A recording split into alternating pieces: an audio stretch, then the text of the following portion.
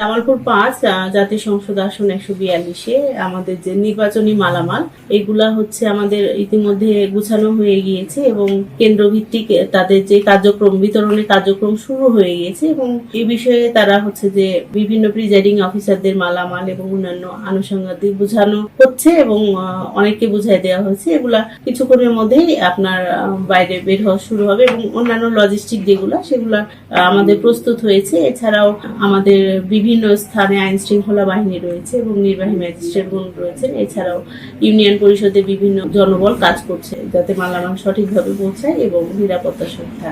জামালপুর সদরে মোট 161টার মধ্যে 130টা ঝুঁকিপূর্ণ কেন্দ্র চিহ্নিত করা হয়েছিল। সেই প্রেক্ষিতে প্রতিটা কেন্দ্রে আমাদের সিসি ক্যামেরা স্থাপন করা হয়েছে। এছাড়াও কিছু কেন্দ্রে আগে থেকে সিসি ক্যামেরা ছিল, সে সহকারে বাকি সবগুলা মিলে টোটাল 161টাতেই সিসি ক্যামেরার আওতাধীন এসেছে। এছাড়া আমাদের 130টা কেন্দ্রে আমরা জানতে পেরেছি যে পুলিশের বডি অন ক্যামেরা থাকবে এবং এখানে নিরাপত্তা বাহিনীর সদস্যদের উপস্থিতি বেশি থাকবে।